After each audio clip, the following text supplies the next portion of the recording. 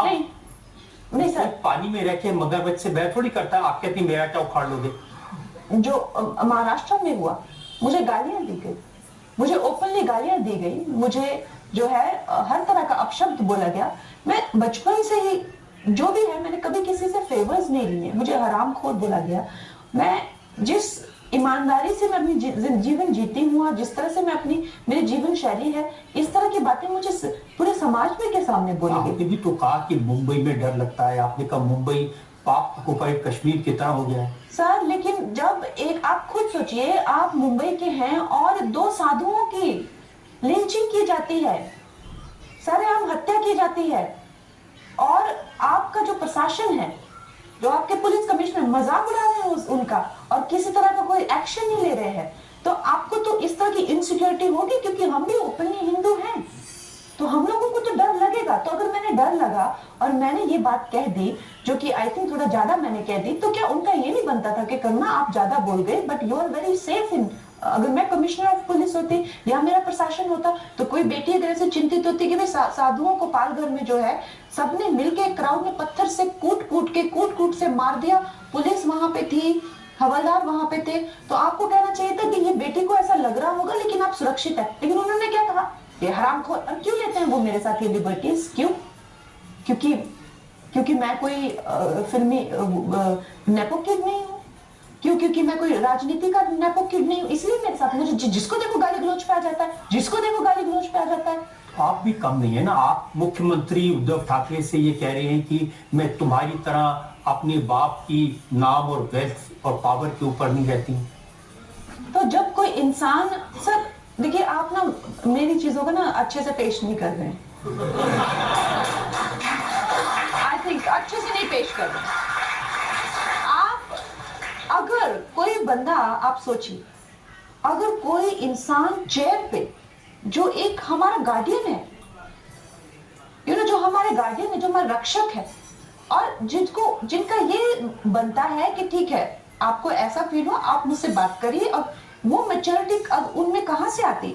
अगर उन्होंने कोई संघर्ष किया होता, जिस तरह से वो छोटे बच्चों की तरह बात कर रहे, तो जाहिर है कि उनको हर चीज जो है बड़ी आसानी से मिली हुई है। और ये ख्याल मुझे आया कि इनमें किसी भी पॉलिटिशियंस के टैक्टफुलनेस या कोई पॉलिटिकल स्ट्रेटेजी या किसी तरीके का कोई एक पॉलिटिशियंस की भी एक अपना चार्म होता है, वो भी हर चीज में जो शाइन करके निकलना चाहते हैं, और वो भी हर मौके का फायदा उठा के जो है अपने आप को बिल्ड करना चाहते हैं इमेज, जो कि एक टैक्टफुल पॉलिटिशियंस होते हैं जिन्होंने मेहनत से उपरात। लेकिन ये तो किसी तरह के बिगड़े हुए बेटे की तरह बात कर रहे हैं, जैसे अमीर बाप के बेटे बात करते हैं। तो उनका क्या गया नुकसान आपको हुआ ना, बना बनाया घर टूट गया।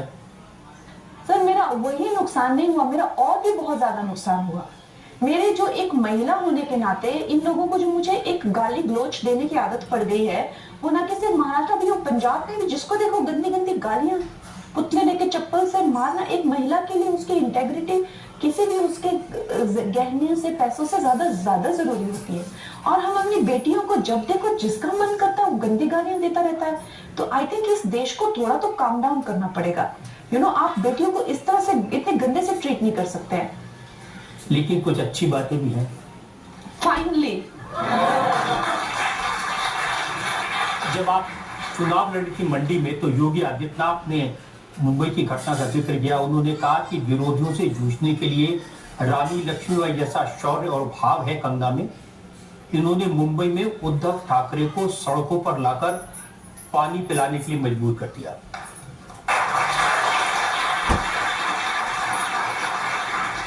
अच्छा हुआ किसी महान आत्मा का, किसी अच्छे इंसान का यहाँ पे जिक्र तो हुआ, नहीं तो सारे जो चोर चक्के क्रिमिनल उन्हीं के मुझसे पूछे जा रहे थे।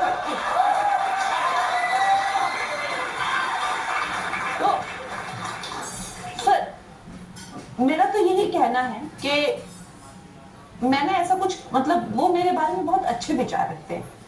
योगी जी मेरे लिए तो बहुत पूजनीय है, मेरे भाई हैं, मेरे लिए बहुत अच्छे विचार रखते हैं। लेकिन वो क्यों रखते हैं? हमें क्या होता है कि कुछ लोग हमें ऐसे ही अच्छे लगते हैं, वो हमारी एनर्जी होती है। कुछ लोग हमें महादुष्ट लगते हैं। और जैसे इंडस्ट्री वालों को तो मैं एक आंख नहीं भाती, एक आंख नहीं बात, और मैं चाहे अपना मैं सिंपल ब्रीदिंग ही करूं, चाहे मैं कुछ भी नहीं करूं, फिर भी वो लोग मुझे खत्म करने को आते हैं। क्योंकि क्या मैंने इन पे केसेस किए थे? नहीं, इन्होंने मुझ पे केसेस किए, इन्होंने मुझे खत्म करने की कोशिश की, क्योंकि इनको मैं भाती नहीं हूं। बीजेपी वालों को आप इतनी अच्छी क्यों लगती है? बहुत अच्छी लगती हूँ, क्यों? क्योंकि मैं सच्ची हूँ और मैं ईमानदार हूँ। जो लोग खुद सच्चे और ईमानदार होते हैं, वो उन लोगों को तो वैसे ही लोग अच्छे होंगे ना। अब राक्षस तो राक्षसों की सेना में होंगे, देव देवों की सेना में होंगे।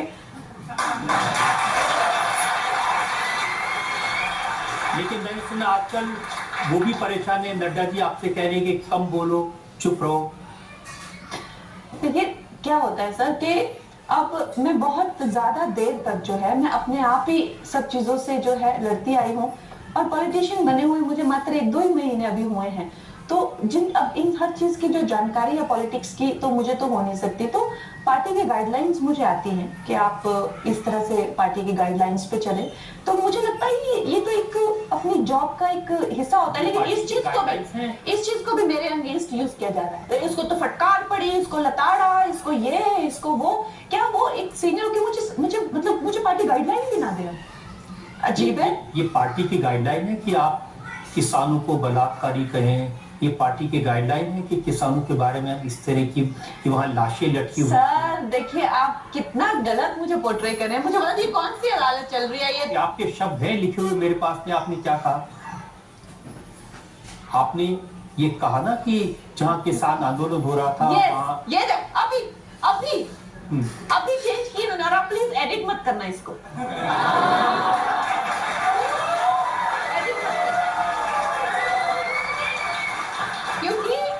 क्योंकि अभी रजत सर ने जो है पूरी मीडिया को रिप्रेजेंट किया, पूरी मीडिया को। जो आधा अधूरा सुना वही हेडलाइन सीधी चेक दो।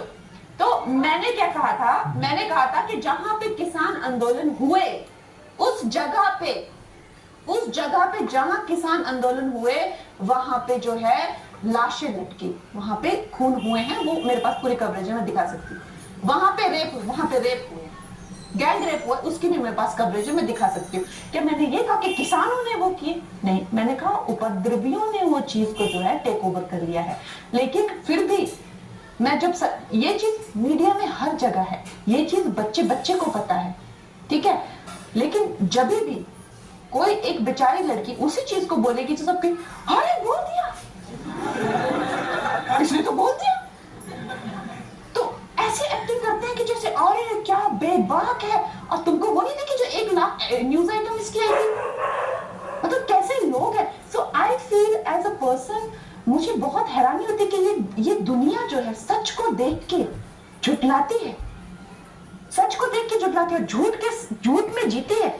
और फिर दूसरे इंसान जो बिल्कुल साधारण हो, जिस इंसान को कोई ये चीज ना आती है, आगे का पीछे का आगे, प्लस का माइनस का, उसको बदनाम करके लिटरली जो है कहीं का नहीं छोड़ते हैं। ऐसी ही दुनिया है। अब इस पर